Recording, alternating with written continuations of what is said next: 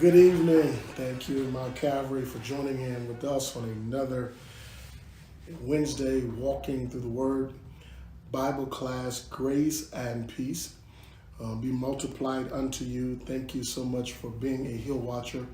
Take a few moments, like and share this broadcast so that someone can join in with us for these moments, 30 minutes of teaching. Let me express my appreciation and thanks for those intercessors who continually work diligently on Wednesday night to bring us our prayer time. I appreciate you so much. Thank you, Lady Johnson, Reverend Young, and Sister Porter for your continuous effort in doing so.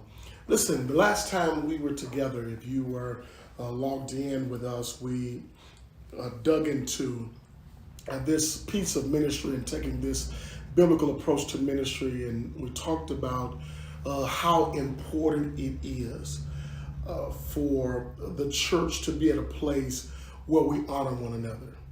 We dug into that, where we honor one another. We share with one another how much we appreciate the effort and the works that individuals do to make ministry go. And so we dug into that, and we talked about Timotheus and Epaphroditus as Paul introduced them in the latter part of Philippians chapter 2. And he talked about how they worked diligently in service and sacrifice in their concern for the church at Philippi. And he was grateful to have them as a part of the ministry journey. And he encouraged the church at Philippi. So when Epaphroditus returns to you, one of your own, receive him with joy, receive him with gladness. And he also talked about hold him in reputation. That word reputation, hold him in honor. Why? Because he's impacted ministry. He's worked hard in ministry. And I asked a question before we logged off on the last broadcast. When was the last time you held somebody in honor? You told them how much you appreciated of their gift, how much you appreciated of their work and the impact that they're making in ministry. I think it's critical. Because I think what it does, it creates a culture and environment where people can be attracted to, want to be a part of, because the environment has joy, the environment has happiness, the environment knows how to honor one another. Are we doing that? Are you doing that? Are we honoring and appreciating one another in ministry, the work we're doing in ministry?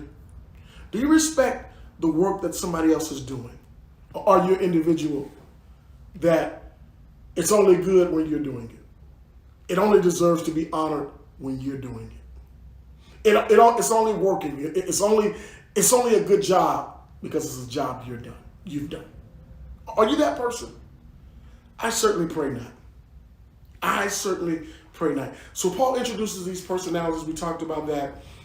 And then he says it's important. He said he used Epaphroditus and the testimony of Epaphroditus and how Epaphroditus got ill when he came to visit Paul. Still served him. Still represented the church at Philippi really well.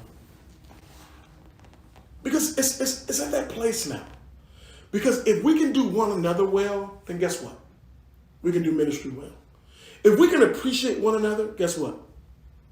We can do ministry well. If we can honor each other, tell each other how great of a job we're doing to impact ministry, guess what? We can do ministry well. But not only can we do ministry well, ministry is no longer grievous. You're no longer frustrated. It's no longer a burden because of the joy that's in ministry. Are we at that place where it's joyous? Where we enjoy it? We're glad? You're happy to see your brother and sister? Are we at that place? It's critical. I think so many times we spend so much time on things that don't matter. And we ignore the stuff that matters. Well, what matters, Johnson? You do. I matter. You matter. How we treat one another, it matters. Which is why Paul said to the church at Philippi, Epaphroditus is coming. receive him with joy. Receive him with gladness. He's represented you well. Then he says, hold him in reputation. Honor him because of his work. Anytime you're taking a biblical approach to ministry, Paul shifts in Philippians chapter 3. Because when you take a biblical approach to ministry, you also not only have to honor, but you also have to be aware of what's among you. Type it on the screen for the first time. We must be aware of who's among us. Got to be aware of that. Philippians chapter 3, Paul, verse number 1. Paul says this, finally, my brother, rejoice in the Lord. Self-explanatory. Be excited about what God has done. Rejoice in the Lord. To write the same things to you, to me indeed is not grievous, but for you it is safe. Paul says, while I'm writing, and it seems as if this information here has become redundant, one of my words, has become redundant. He says that it doesn't grieve me if you're hearing it over and over again. Here's why. Because it keeps you in a safe place. In other words, Paul is saying what Johnson has said so many times. You'll learn this because I'm repeating it, because we learn by redundancy and repetition. He says, it's not grievous to me to write you the same things. I'm not embarrassed. It doesn't bother me to have to say the same thing over and over again. Why? He said, because it gives you an opportunity to embrace it. And Paul says, when there's a biblical approach to ministry, we honor, we have joy to be around those that we honor. We're excited about them. And then he says, we hold them in high regard. We hold them in high regard. Paul said, that doesn't grieve me. He said, but I know this. When there's a biblical approach to ministry, you have to be aware of the things that are among you. Paul takes an interesting turn in verse number 2. It's where I want to hang out. Verse number 2. It blows my mind. We just finished talking about gladness, Epaphroditus having a balance, the excitement of ministry, the joy of ministry. And then Paul says in verse number 2, watch this, beware of dogs. That's what he said. Beware of dogs. He goes into a cultural significance because that's how the Jews felt about the Gentiles. Called them dogs, scavengers. He says, beware of that. This word dog, I started looking that up. This word dog talks about a hound. The hound dog. That hound dog who's supposed to be relentless in their pursuit of something they're after. This hound dog, relentless in their pursuit. They use hound dogs for hunting, to track down, to keep track of, to pursue the very thing they're hunting. Paul says in verse number 2, we just finished talking about honoring. He says, but guess what?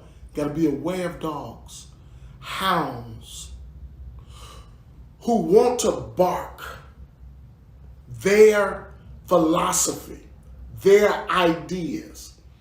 They want to force you to accept how they think. They want to be relentless in their pursuit to shift your thinking, to think how they think, to operate how they operate. And Paul says, I've experienced this. They're going to force their belief on me. They're going to make me do it their way. If I don't do it their way, they're going to be relentless in their pursuit, and they're going to hunt me down until I'm no more. Do you develop that mentality? That if it's opposite of your thought, if it's opposite of your belief, do you become a hound? Hound also means to harass. It also means to harass. Are you at that place that if it's not your way, if it's not how you think, you'll harass an individual until they do it the way you think they should do it? Paul said you got to be careful at the church at Philippi because you got to be aware of dogs, hounds, who are relentless in their pursuit, barking their false doctrine at you, barking their philosophy and thoughts at you. As you're trying to take a biblical approach to ministry, they're starting to send hounds out now. They're among you. Paul says you got to be aware of them. Hounds. What are you? How do you treat people who are different from you? Who doesn't share the same ideology, same doctrine, same philosophy, right? Because that happens in the church, where if you got a different ideology, if you got a different philosophy, that the hound comes out of you, you're going to be relentless. It's got to be this way. You're wrong in that way of thinking. I always go back to the illustration of the idea of water baptism and how that has been an argument in theological circles for years. You got hounds who believe in Jesus-only philosophies or ideology or conclusion. If you don't get baptized in Jesus' name, that hound says you're going to hell. They're going to harass you. They'll talk about it in every circle. They'll bring it up. Why? Because it's a hound mentality. They'll harass you until you see it their way. I'm glad to know at the conclusion of New Testament record that John said he saw a number that no man could number. And I was in that number. And so whether I go down in Jesus' name, Father, Son, and Holy Ghost, doesn't matter. I'm in the number. And so I don't have to be a hound. I don't have to be a dog in that approach because something is different. Are you at that place?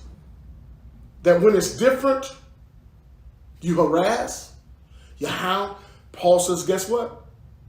Be aware of dogs who will penetrate the church for the purpose of just harassment, for the purpose of them barking their beliefs at you, for the purpose of them getting you to change how you think, because they want you to think how they think. Paul says, be aware of dogs. What are you? Pastor, you calling me a dog? No, I said, what are you? I've described what Paul was writing in this text. Are you relentless pursuing others? Harassing them? Is your effort to destroy what they believe so you can have your own belief? What are you? Have you entered into the environment with that objective? Paul says when there's a biblical approach to ministry, the dog personality will show up. Relentless in the pursuit, for persecution, for destruction. He says, beware of dogs. Because they only see it one way. The church has to do better. Where we're not at a place where we only see it one way. And because we only see it one way, guess what happens? We can't have intelligent conversations. We can't honor one another. We can't respect one another's opinion. It's back to that, right? Why? Because we're used to doing it just one way. So when something different comes, or something different is in motion, watch this, we talked about this last week, then your opinion starts to surface because it's different.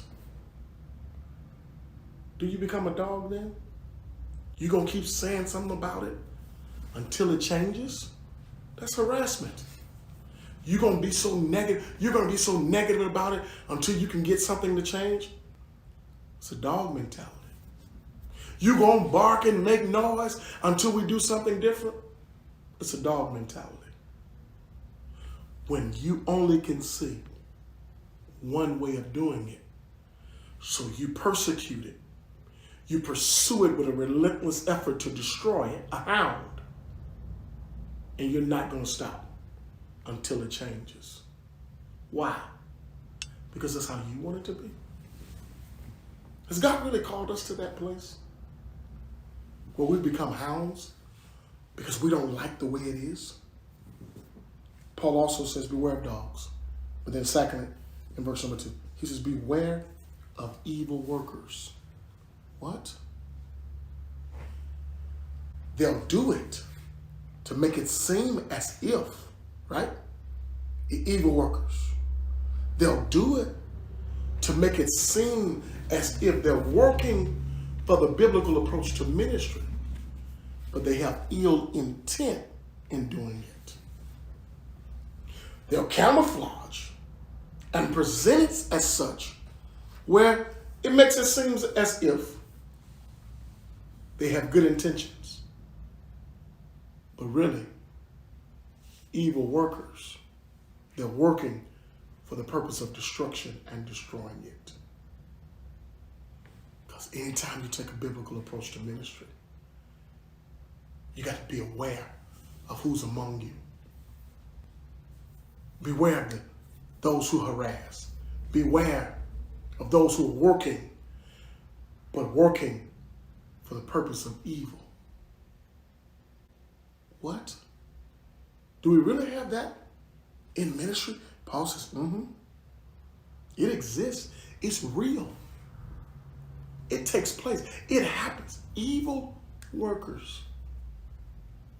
What's your intention, interactive moment, for doing ministry? What do you hope to accomplish? Why do you want to take a biblical approach to ministry with us? Do you want to see us succeed? Or are you working to see us fail? Is that why you don't show a true commitment? Is that why you don't support and hold each other in high esteem and we don't honor one another? Because the truth of the matter, I don't really want to see you make it. And that's why I spend no time in trying to help ministry move forward, trying to help ministry go. Because in all actuality, I'm an evil worker. Because I don't want to see it succeed. Is that you? How do you feel about ministry? Do you want ministry to be successful? Or, wait a minute, or you only want it successful if it's you doing it? Because you don't know how to be a strong support system. You only know how to say, I want to do it, and I think we should do it this way. And if it's not this way, I'm tired. I ain't doing it no more. I'm wore out. It's over and done. And because you develop that mindset, guess what? You can easily shift into being an evil worker. A person who is actually laboring. This word worker talks about labor. You're laboring to be evil. Meaning everything you're doing, you're putting forth a conscious effort to make sure it's not successful. Is that you? Of course not. You're not an evil worker, are you? If we build it, you figure out a way we should not build it. If we get on the same page, you always got somebody who wants to be on a different page. You gotta be careful with that. Because the adversary loves that type of work. That you're going to be the person to always say, nope, I got a better way. And when we haven't even tried this way. Right? Are you an evil worker? Are you laboring to make sure we don't succeed? Are you laboring to make sure we don't get ahead? It's interesting. It's interesting because I was having a conversation with my spouse maybe a couple weeks, few weeks ago. We're setting out to accomplish something. And as we were setting out to accomplish something, somebody had already said when we set the goal, the individual said, well, we probably won't meet it. Is that how we start off setting a goal? What person sets a goal and then turns around and says, we probably won't meet it? What? That's the wrong person to have a part of the team, because they've already decided there's a possibility we're not going to make it. Well, what's the use of setting a goal? Come on. Too many of that, too many times, it's the mentality in environments of the church. I already know we ain't gonna get it done. But why are we setting out to do it? That's like saying when you leave home in your car, I know I ain't gonna make it to my destination. Well, why are you leaving? Why are you leaving?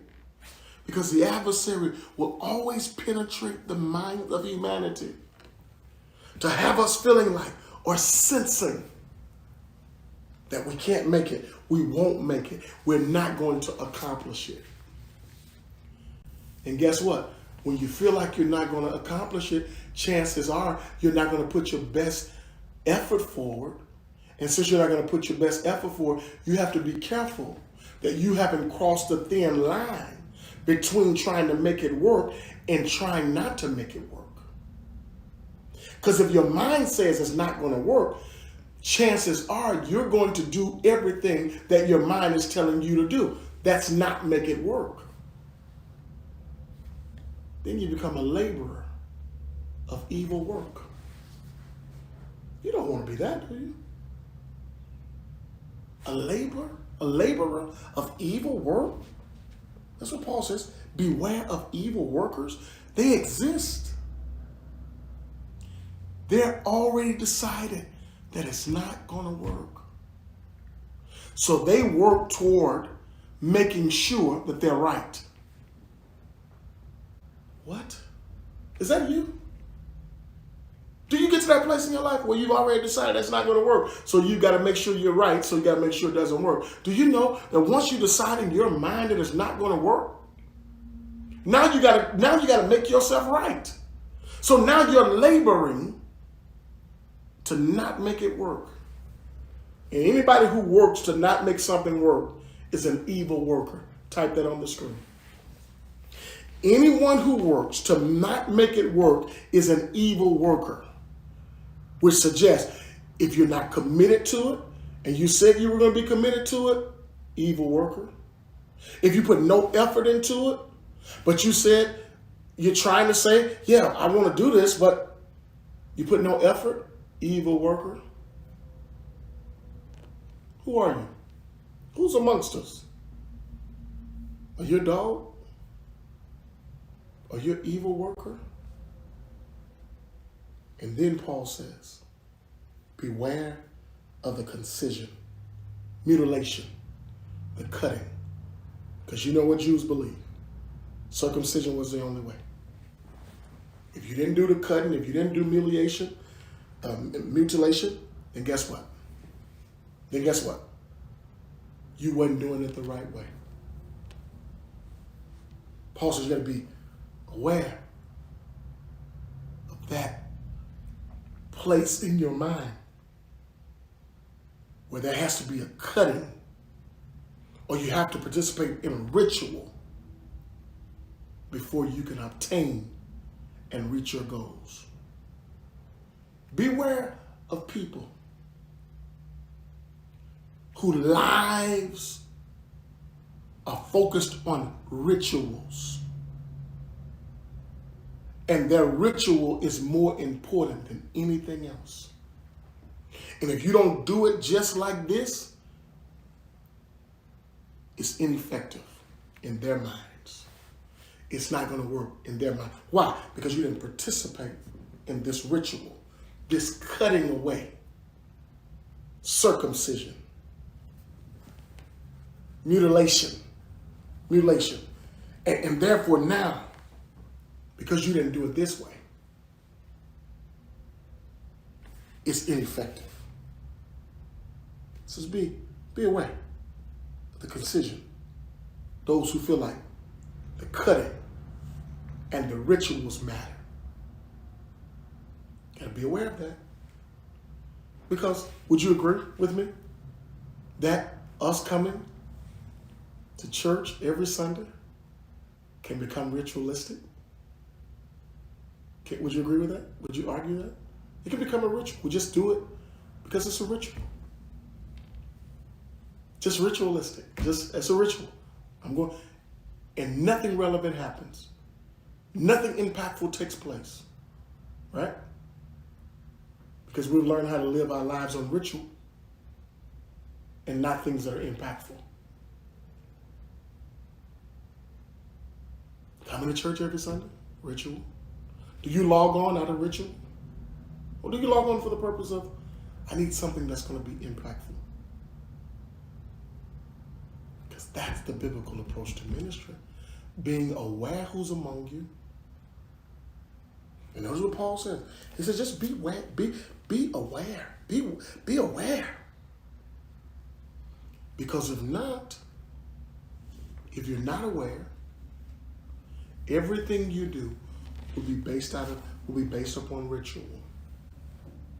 No relevance, nothing impactful. It's been a part of my prayer to the God of the universe on a daily basis. Lord, in ministry, take me to a place where it's relevant for people. I don't want to be in the ritual. I want to be relevant. I want to be impactful. I want to say something that's impactful. I want to be aware of who's among me.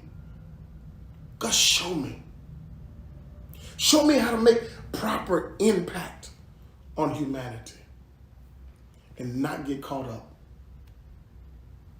and start doing things out of ritual. You can preach long enough and it becomes a ritual. Just a ritual. Nothing relevant, just a ritual. You can sing long enough. Well, it's just a ritual. Just doing it. You can pray out of ritual. Just doing it. No, nothing impactful. And a biblical approach to ministry eliminates anything that is relentless, to harass, to hound, any labor that's done from an evil mindset, and any ritual that we make a God. Because if you don't do our ritual, then it's not working. If I can't come to church every Sunday, I ain't with that online stuff. What? I ain't with that virtual. I got to be in church. Why? Because it's a ritual. Because it's a ritual. Because God has given us an opportunity now to be in the homes of people who would never step foot in 1601 Bloomington Road. And if you don't think online works, call Amazon and ask them. Because before they even considered brick and mortar, they considered a warehouse and a computer. We'll ship it to you. You ain't never got to come in our store. But you can look on a computer and find the product. The church has to transition in this 21st century movement. But if we're going to do it, it's going to be because we're eliminating rituals. Pastor, you against coming in person? No, I'm not against it. Don't be silly. But I am trying to prepare you that it won't be the same, that it won't be ritualistic, that it will be different. What we do will be different. Are you going to be a dog? Are you going to harass me? Are you going to harass us? Because it's not the way you think it should be done? Are you going to be an evil worker? Are you going to spread evil and labor to say we need to do it? How have we been doing it? Are you going to be a ritualistic person who says the only way we should be doing it is this way? What's our maturity level? Because it's that place. It is that place we've got to be. We're going to take a biblical approach to ministry. We got to be aware who's amongst us. Do you have a dog personality? I pray not. Are you an evil worker? I pray not.